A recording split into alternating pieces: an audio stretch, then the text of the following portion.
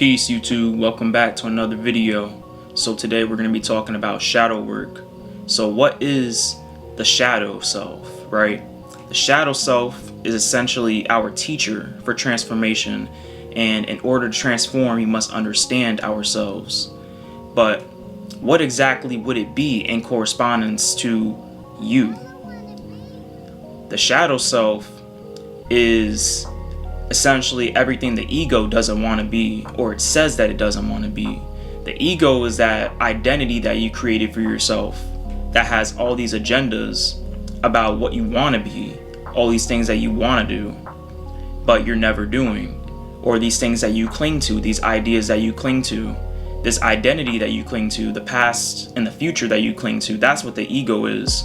But the shadow self doesn't care about all of that.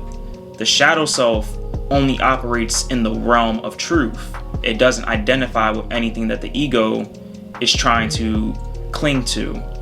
The shadow self clings to nothing but truth. And shadows are created when we experience trauma, or we might repress or suppress parts of ourselves, or when we fail to accept parts of ourselves or situations that we find ourselves in. Shadows are always constantly created. There's no end to creating shadows, and actually shadows don't necessarily even really have an origin.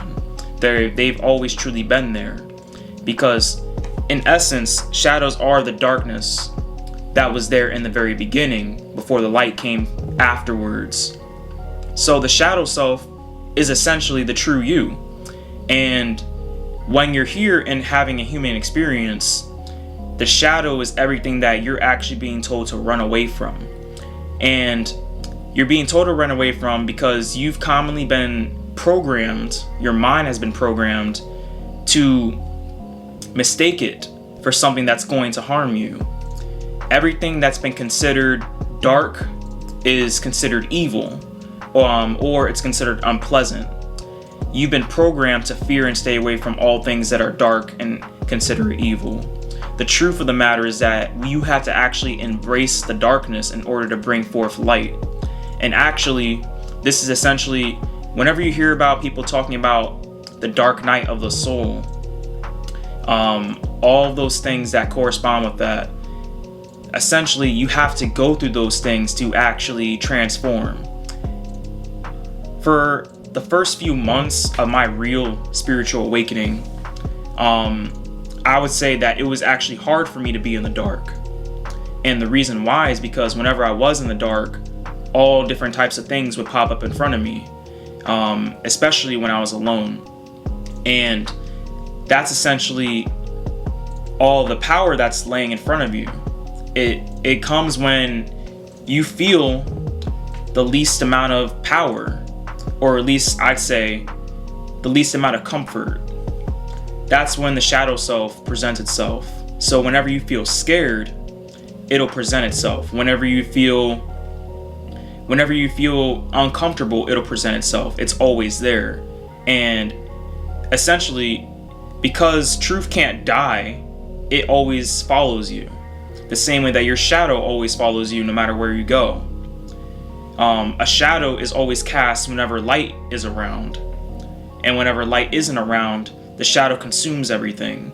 So, if you ever played the game Persona 4, you'll start to realize that shadows take on the qualities of ourselves, or our problems that we ignore, or they take on personality traits that we suppress. They take on things that we know we are, that we hide from the world. Nothing's ever truly hidden because the truth can't be hidden. It's too large to hide. When they accept the shadows in Persona 4, they gain it as a power. But the more that they resist the shadow, the stronger the shadow grows. And the more dangerous the shadow becomes to the ego, the more threatening the shadow becomes to the ego. And the reason why it becomes more threatening and more dangerous to the ego, to the human survival mechanism, is simply because the truth destroys all lies. So the more that you run away from the truth for yourself, the more you are actually destroying yourself. So You can't continue to do this. This is why a lot of people end up having a lot of health problems. They end up having a lot of mental issues as time goes on, as we get older, because a lot of us aren't living the lives that are truthful to our hearts. When you're not truthful to your heart, your shadows grow larger. And when you're not truthful to yourself, your shadow grows larger. Essentially, the shadow is the greatest teacher that you can ever possibly have. It's better than any guru that you can pay money to talk to online. It's better than any scientist. It's better than any priest. The shadow is the true self. And there is infinite power in truth, love, and acceptance and knowledge of self. Those are the things that are essentially the key to transforming your spirituality. You can't have knowledge of self, but not accept your shadows. Shadow work is essentially something that you have to constantly be doing. You must constantly address the things that you feel are holding you back, or the things that you know come up all the time that you don't have the confidence to deal with, or you tell yourself that you don't have the confidence to deal with. And that one thing that just came to mind after I said that, that's the thing that you need to deal with. All these things go hand in hand. The shadow represents the truth of who and what you are within that you run away from. And it will always keep appearing because you came here for a mission. Your mission cannot be ignored. When it is ignored, you will constantly face affliction. You'll constantly face things that try to redirect you to the path. And the more that you get off of that path, the more your shadow will continue to try to realign you. And it may do so through means that you might not like, or that the ego might not like. The shadow is essentially, it can appear frightening because we lie to ourselves and to others about who we are, what we want to do, and why we do things. We might even do this unconsciously, and it might become a problem maybe a few days from then, or maybe a few weeks from then, or a few months, or a few years from then. But the shadow will never truly hide from you. So the more conscious you become of these things that you suppress, the more conscious that you become of the emotions that you might suppress, or the thoughts that you might suppress, the more conscious you become, the easier your shadow work becomes, the more powerful you become. And vulnerability is essentially the key to healing the shadow self, to getting in tune with your heart. If you can't be vulnerable with yourself and really just sit there and accept the truth and then live it out and show to yourself that you accept the truth, if you can't be vulnerable with yourself that way, then your shadow is going to keep whipping you into shape until you do. The shadow always gets its way. The ego dies. It's not meant to survive. The ego is tied to the body. But the shadow and the soul, which are one, by the way, they are nothing more than reflections of what's within the heart. And those things are actually eternal. They are composed purely of truth, and they don't decay. They're only composed of light. So there is a shadow for everything that we do in life. Meaning that there's always going to be lessons learned and knowledge to be gained. Knowledge itself is a continuous process because you are always transforming. So when you always transform, there's going to be shadows to learn from. And the more knowledge to be gained, the more power is to be gained. The more understanding is to be gained. The more wisdom is to be gained. All of your work in the occult and spirituality will end up tying back into this because this is all about knowledge of self anyway. That's essentially why you became conscious. That's essentially why you got into spirituality and why you got into the occult. And I have many examples of this throughout my life, honestly, because I didn't necessarily always have the best relationship with either of my parents. And actually, in many ways, yes, I was only raised by one parent, but at one point, technically, both my parents weren't even in the picture. And so that that takes its toll on people. Things like that take its toll on people, but we like to tell ourselves that we're okay, that we'll get through it. However, it's not always the case, because when you tell yourself that but you know you don't mean it, a shadow becomes it is essentially created. So I had to learn that, and I had to forgive both of my parents, because both of them are nothing more than just humans. They're still humans. And so in the human experience, we're going to experience things that don't necessarily bring us happiness, that don't necessarily bring us love and joy. The human experience is filled with suffering sometimes. And the only way to get rid of suffering is to neutralize it. You can't eradicate it completely without not being a human anymore and ascending into your true nature. But while you're having the human experience, the nature of the human experience is incompleteness. The nature of the human experience is suffering. And I had to learn that, not just with my parents, but with people that I knew throughout my life, that I might have had issues with. And you have to essentially accept and forgive yourself for how you made yourself feel, for carrying those things that might have happened to you. And I had to do that many different times. And actually, I still do this to this day, because, as I said before, the shadow work is never truly done. Things will come up. They're guaranteed to in the human experience. The only way to truly advance and be in tune with your power is by being completely honest with yourself. When you're not honest with yourself, and when you avoid things, they build up. And I actually had a problem with avoiding things a lot in my life, because it feels safer when you avoid things. Your ego, it doesn't want to deal with things that make it feel comfortable. It wants to deal with things or uncomfortable. It wants to deal with things that make it feel comfortable. It doesn't want to take any risks because it feels comfortable not doing anything. And that's essentially why the ego won't help you transform at all. It's only concerned with keeping the human body comfortable, but not necessarily going out of its way to help it. So it's always essential to take time to look within, to actually feel the emotions and let them go slowly. You don't have to repress or suppress your emotions, but you do have to be vulnerable at some point. It doesn't matter whether you're vulnerable with others, unless it's a relationship.